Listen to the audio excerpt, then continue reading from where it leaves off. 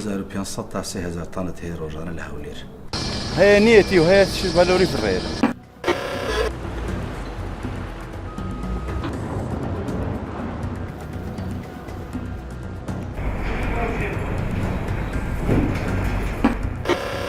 حکوومەتی هەرێمی کوردستان و دانیشتوانەکەی ئەم ساڵ 1 ملیار دۆلاریان داوە بە بەشە خۆراکی ماندان.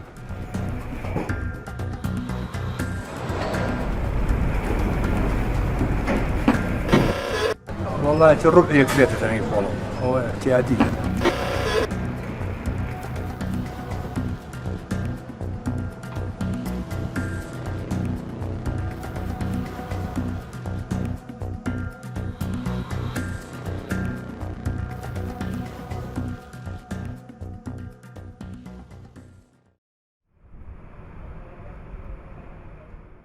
لە نیشاندانی ئەم وێنانەدا داوای لێبوردن لە ئێوەی بینەر دەکەین، چونکە وێنەکانی ئەم کاری ئێمە پشت بەو پاشماوە خۆراکیانە دەبەستێ کە لە هەرێمی کوردستاندا ڕۆژانە بە هەزارەها تەن خۆراک بە هەدەر دەدرێ. لە هەرێمی کوردستان ڕۆژانە خەڵک زیاتر لە پێویستی خۆیان خۆراک بە فیڕۆ دەدەن، بە جۆرێک ئەم حاڵەتە لە دیاردەوە بۆتە نەریت.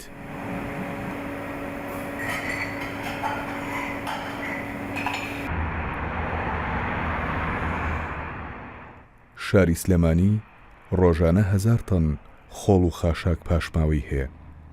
بە پێشیکردنەوەی پسپۆڕان لە 58 ئەم پاشماوەیە خۆراکە.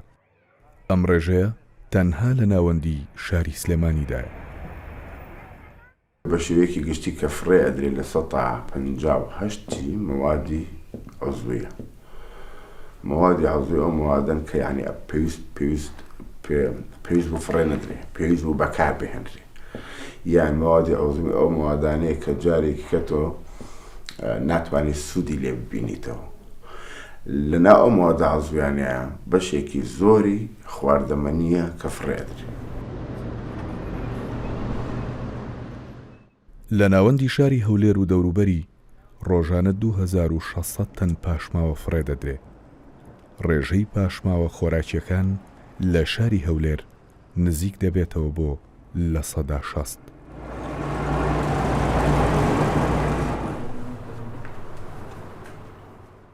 بە شێوەی داتا ئێستا لە بەردەستمانە کە لە نزیکەی 150 ئەو پاشماوەی زبڵ و خاشاکە پێکاتوە لە ئۆرگانیکیش پێکاتوە لە پاشماوەی خواردن و پاشماوەی خواردنی مرۆڤ و ئاژەڵ کە لە سەوزەوات و هەم لە گژوجیا و پەلشی دار و درەخت و ئەو شێوازانش دەگریتەوە.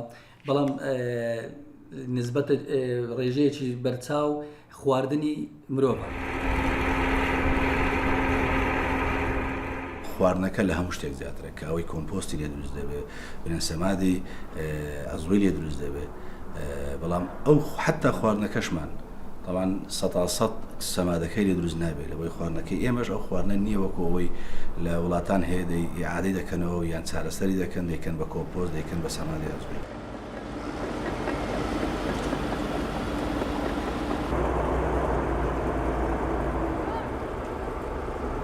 خواردن زۆر دێ ینی هەموو شتێ دێ لە ئەکسپایر دەرێ لە شی و دەرێ شی ماڵانەوە سەمونە و برنجە و هەموو شتێک زۆرە معنی بە فەردا بە عەلادا هەموو شتێک دێ.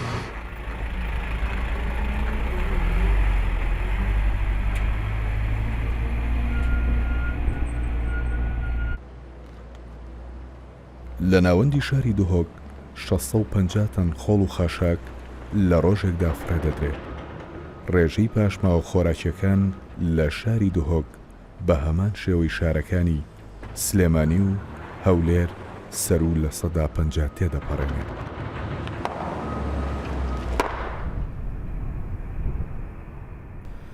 ولا ڕۆژانە لە هاوینێ تقریبا گلێش و زەبل پترەش زغستان هاوینێ پترەش زغستان تقریبا معدل همشين بيجين 600 حتى 650 طن أميت جليشي فريد كينا كارديها كاشي السنة.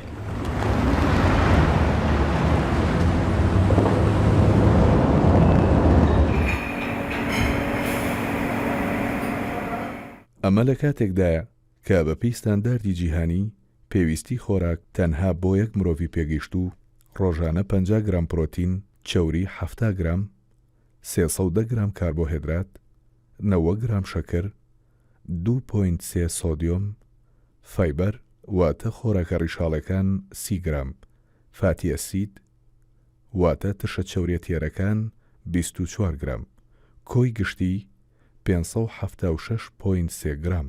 بە پێو ستانداردە هەرتاچێکی کوردی لە هەرێمی کوردستان ڕۆژانە زیاتر لە 288 گرام لەم پێکاتە خۆراکیە سەرکیانە بە فیڕۆ دەدا. هەر هاوڵاتێک ڕۆژێ 2 چیلۆ زەبڵ فرە دەدات.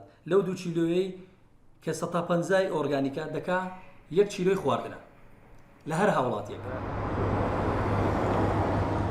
لەم هەرێمەی کوردستان ئەگەر 2 ڕۆژ سیارەی کۆکەرەوەی خۆڵ و خاشاک ڕۆ لە گەڕەکەکان نەکە هەڵاقەومێ خواردنەکان ئەنی گەڕەکەکە بۆنی ناخۆشی لێوەدی. ئەمەش دلیلێکی ترە کە خواردن زۆر فڕێدرێ.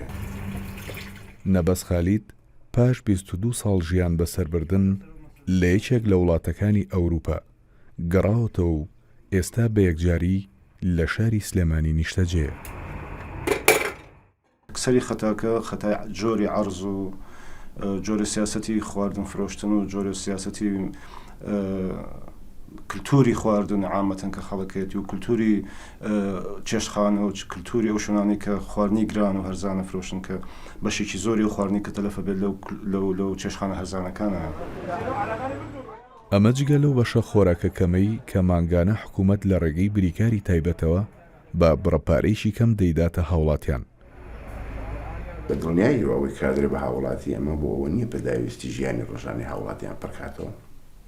بەڵام ئەمە پلانێکە هەر کاتێک خۆشیکە دانراوە لەسەرەوە بنەمایە بۆ ئەوی گرانی ڕوو لە وڵاتەکە نەکە بۆی نرخی ئەم شمەکانە مپیانەوتری ئەسل عەرەغیزاییە لە ئەساسیە شمەکی خۆراکی بنەڕەتی کە مرۆڤ ناتوانێت بەبێ نان بژی مرۆڤ ناتوانێت طبیعەتی مجتەمەعی ناتوانێت بەبێ برنج بژی بۆ بە خۆراکی سەرەکیمان بۆیە ئەمە ئەدرێ ئەگەر ناوەکو پێویست نییە لە ڕاستیان.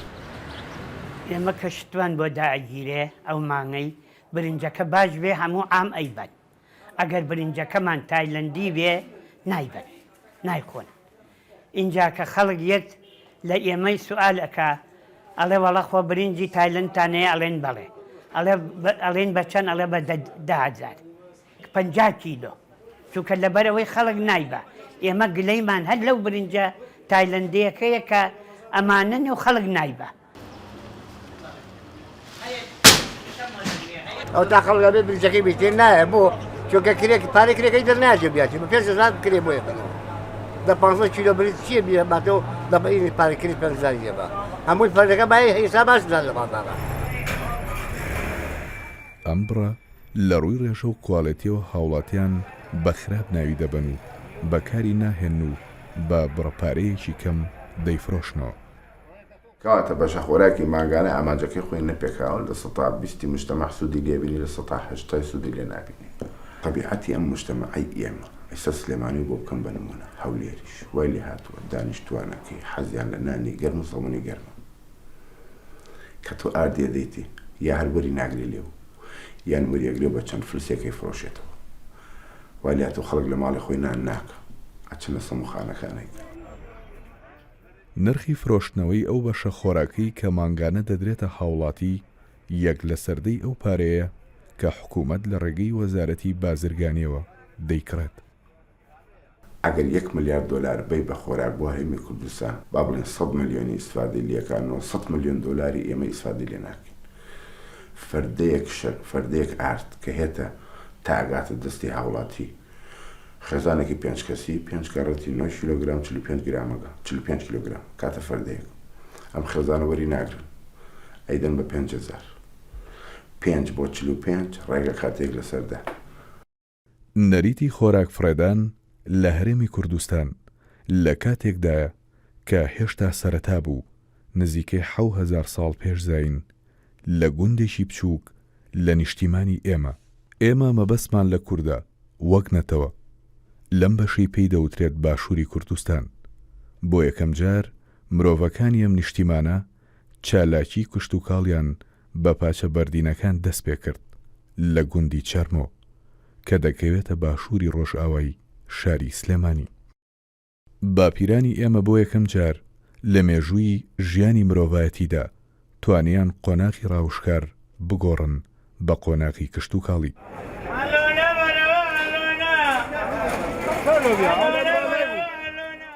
بە فیڕۆدانی خۆراک لە شارەکاندا پەیوەندی بە جەنجاڵی ژیانی مرۆڤەکان و بێ ئاگاییانە لە چۆنێتی بەرهەمێنانی ئەو خۆراکەی کە دەیخوات، جگەل لەوەش نەبوونی هۆشیاری بەرامبەر بە چۆنێتی ڕێکخستنی ژیانی ڕۆژانەیە.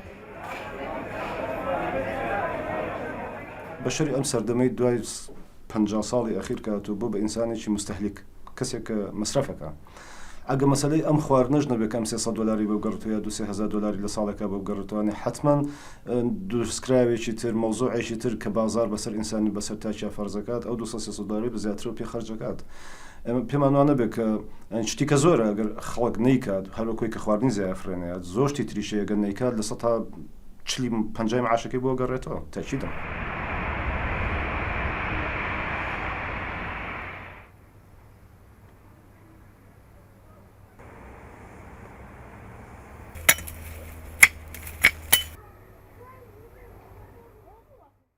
خواردن فرێدان لە گوند و ناوچەکانی دەرەوەی شار بە ڕێژەیەکی زۆر بەرچاو کەمترە لە بەرامبەر شارەکاندا، بە تایبەت لای ئەو خێزانانەی کە بەکاری کشت و کاڵی و باغداریەوە خەریکن. فوئاد ئادەم خەڵکی شارۆچکەی تەوێڵەی ناوچەی هەورامانە. لە ناوچە سنوورەکان بەکاری شۆفێری بارهەڵگرە بچووکەکانەوە سەرقاڵە. دوای تەواوبوونی کاری شۆفێری خەریکی باغداریە. فواد پێی وایە مرۆڤ ئەو خواردنانەی دەیخوات گەر خۆی بیڕوێنێت و بەرهەمی بهێنێ ئەوە تەنها گرامێکیشی بە فیڕۆ نادات.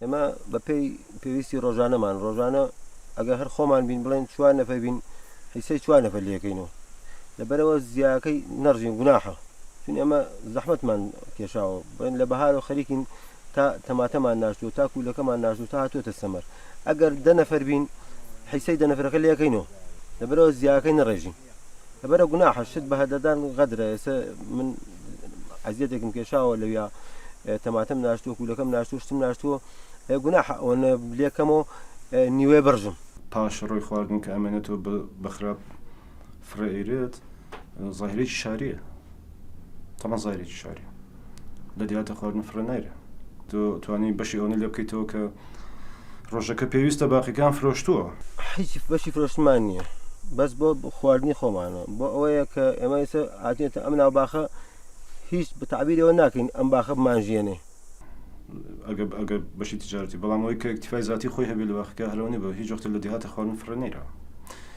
بە معنای حتا ئەگەر نەختێکی ژمای بێتەوە توانە با نەختە لێ بین بۆ مەڕووماڵاتەکەیان بۆ مریشکەکان بەرحاڵ خواردن ئیسفادەی لێنگە قەت نەشۆتە شوێنێکەوە کە وەکو پاشە ڕۆ لەم شەما باوەڕە بێ ئەو شتە زیای ماوەتە بڵێن نانێکی ڕق ئەگە بمێنێتەوە خەراقی مناڵی بگرێتەوە بە هەدەی نادێن دائنێن وشکەکەینەوە بۆ مانگاکە لە بەرەو شیرمانداتێ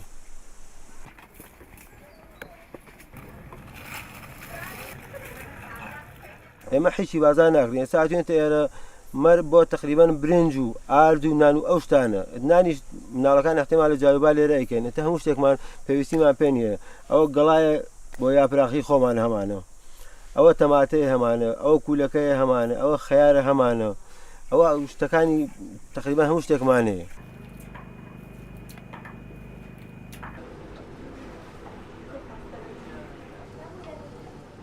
شت هەرزان لەخوا بە زیابێ ئەڕۆی دەمریش گەکڕی بای 200,000 بەشی 20-25 شەوە دەکاوە گۆشتە ئەمە هەر هەرزان ئەیکڕین ئێمە تقریبان شتەکانمان ئەکسەری لە ئێرانوێنین شتەکانمان هەرزانەکەوێ ئەو پەری 600-700,000 ئەوە میسە میوەهات ناکەێتە میوە ناکڕین ئێمە لەمەولا ئێمە هیچ میوێ ناکڕین تا ئێستا شووتیمانە ناوە بڵێن بۆ نمونە ئێستا لەمەلا شووتیش ناکڕین ترێ خۆمان پێگەیەوە ترێ خۆین هەنجیر پێگەی و هەنجیرە خۆین دوای هەنجیر گوێز پێگەی و گوێزە خۆین تقریبان تا پاییزێکی درنگ هەموو میوەیەکمان هەیە بە فیڕۆدانی خۆراک بە تەنها کاریگەری لەسەر ئابووری تاکە کەس و پیسبوونی ژینگە نابێ بەڵکو حکوومەتیش ناچار دەبێت پارێکی زیاتر بدات بۆ پاکردنەوەی. لە ئێستادا ساڵانە تەنها بۆ ناوەندی شاری سلێمانی حکوومەت 20 ملیار دینار و هەولێر 31 ملیار و 200 ملیۆن دینار و دهۆک 6 ملیار و 900 ملیۆن دینار دەداتە شارەوانەکانی ئەم سێ پارێزگایە بۆ خاوێنکردنەوەی کە کۆی گشتی هەمووی دەکاتە 58 ملیار و 100 ملیۆن دینار. ئەم بڕە پارەیە تەنها بۆ سنووری شارەوانی ناوەندی شارەکانە، ئەمە جگە لە قەزا و ناحیەکان. بە شێوەیەکی گشتی هەر چوار کۆمپانیا مانگانان 2 ملیار و 600 ملیۆن دینار پارەی تێچووی کۆکردنەوە و گواستنەوەی زبڵ و خاشاکە لە ناو شاری هەولێر لەو چواردە شارەوانیەیە. کاری کۆمپانیامان پاقشکردنا باژێرە دهۆکی و دەوروبەری باژێرە دهۆکی و زاخ و باژێرە زاخ مانگی 575 ملیۆن حکومەت بە شەریکە دەدات بۆ پاکردنی ئەو ئیشە.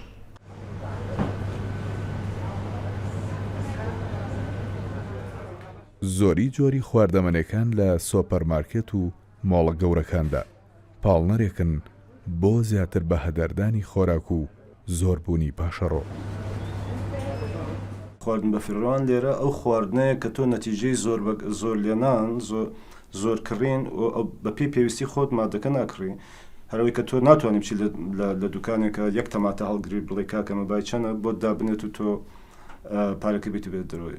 حاڵەتێکی ئیجتیماعی تۆ دروست بە کە تۆ ناتوانانی یەکدانە هەنار بکڕی، یەکدانە سێو بکڕی، لەبەرەوە بێت تۆ بچین کەمترین نیو کیلۆ بکڕی، چونکە هەرزانیشە بە 2000 بە 3000 تۆی هێنی تۆ دوو دانەی لێ خۆی باقیەکەی فرێت.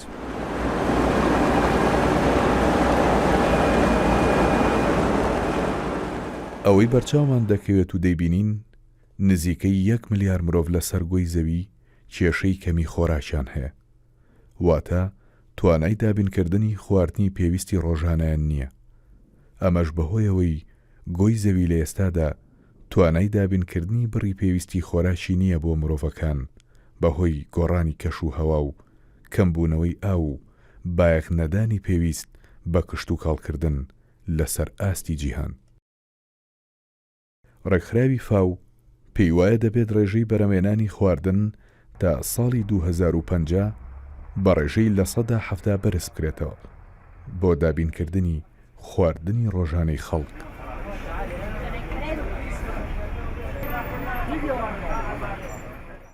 بە فیڕۆدانی خواردن لە ڕووی ئابووریەوە مەترسی گەورە دەخاتە سەر ژێرخانی ئابووری هەر وڵاتێک لە کاتێکدا کە هەر تاچێک گوێ نەداتە داهاتی مانگانی. ئەو پارەی کە داد بە خۆراک و فرەت داگەر لە بانقا پاشەکەوتێکدا ئەچووە بەرهێنانەوە ژێرخانی ئابووری کوردستانەکەتی پێگەشێتەوە، چکامە ئابووری سوڕێکە.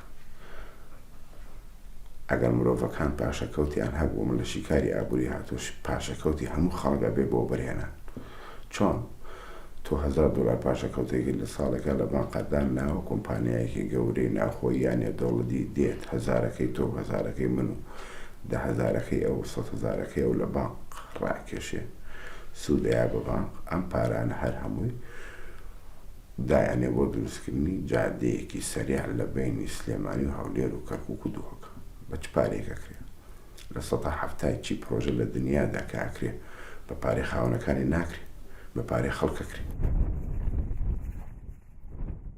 لە ڕووی پیسبوونی ژینگەوە بە فیڕۆدانی خۆراک ومانەوەی لەسەر خاک دەبێتە هۆی دروستبوونی گازی میسان. توانای ئەم جۆرە گازەش زۆر خێرایە بۆ سووتاندن و دروستکردنی دووکەڵ. گازی میسان یەکێکە لە ترسناکترین جۆرەکانی گاز کە مەترسی ڕاستەوخۆی لە سەرچینی ئۆزۆن هەیە. ئەو غازە ئەگەر گەرمی یاخود تیشتی ڕۆژ بەری بکەوێت بە شێوازێک دەسووتێت دەبتە دایۆکسید.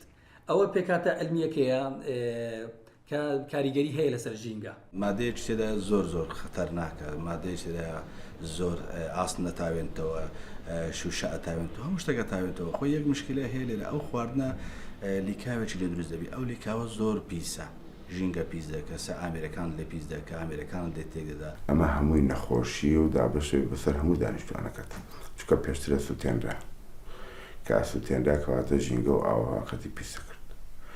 تصور کە یەخیتە ژێر خاکیشەوە هەندێ مادی تێ بە 100 ساڵی تر نەکەر خۆراکێکە بۆ نمونە مادێکی پلاستیکی مادەیەکی شوشەوەی لە ئاخری ئەکە یەخیتە ژێر خاکەوت مادەوەی تیا تا 50 ساڵ لە ناو ناچێت کەواتە خاکەکەت پیسەکە ژینگەکەت پیسەکە ئاوهواکەت پیسەکە.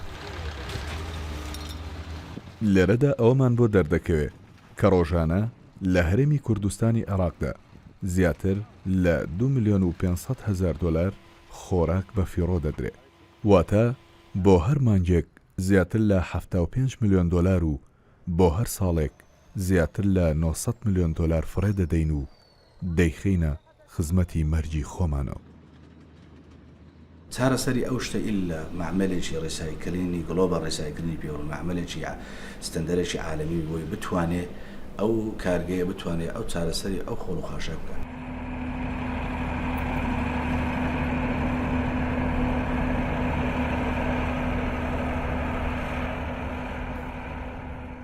کوالیتی کۆنترۆل کە ڕێگە نەدا خۆراکی خراپ بێتە هەرێمەکەمانەوە حکوومەتی هەرێم وەزارەتی بازرگانی هەرێم وەزارەتی بازرگانی عێراقی بەشە خۆراکی ماگانە کە دابەش ئەکرێ هیوادارم لە ساڵی داهاتوو حکوومەتی هەرێم خۆی بیکاویشە لە جیاتێوی لە وەزارەتی بازرگانی عێراقەوە بکرێت ئەتوانێت من دڵنیام 1 ملیارد دلار بەشە خۆراکی ماگانی هەرێمی کوردستان پێی چاک بکات بڕەکانی چاک بکات.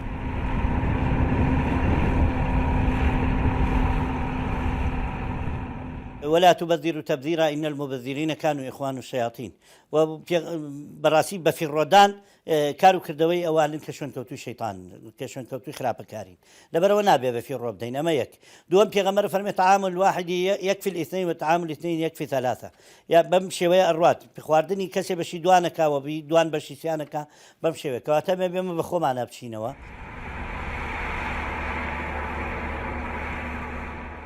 تاکەکانی کۆمەڵیش ورتر حساباتی ماڵ و خێزانی خۆیان بکەن چکە بەڕێوەبردنی خێزان و خەرجکردنی پارەکەت هیچ مشکلی حکوومەت نییە ناڵێ مشکلی حکوومەت نییە خەتای حکوومەت نییە بێ خێزان خۆی بزانێ پارە و داهاتەکەی چۆن خەرجەکە دڵنیا بن لەوەی کە ئەوەی فڕێدن بڕێک پارەی زۆر ئەگەر خۆکەیتەوە لە ماوەی ساڵێکە بە سەدان دۆلارەکە کە لە گیرفانی خێزانەکانە چێتە دەرەوە ئەوەندە خواردن دروست بکە کە پێویستە پێێتی ئەوە لە بەرچاو بێت کە خۆراکێک فڕێی غاز و نەوت و کارەبا و ڕۆن و دۆشا و پیاز و هەمووی لەگەڵ برنجەکەیان فڕێداوە جوهدی خۆتت فڕێداوە ژینگە پیسە بێ ئاوهەوا پیسە بێ خاکەکەت پیسە بێ بۆ داهاتوو زیانی بۆ تەندروستی مرۆڤە بێ زیانی بۆ ئابووری خۆتە بێ گەشەی ئابووریش لە وڵاتەکەدا سست دەکات لەبەرەوە بە هیوایەوەی ئەمە بە نەزەری ئەعتیبار وەرە بگیری و هەموو لایەنەکان کاری بوو.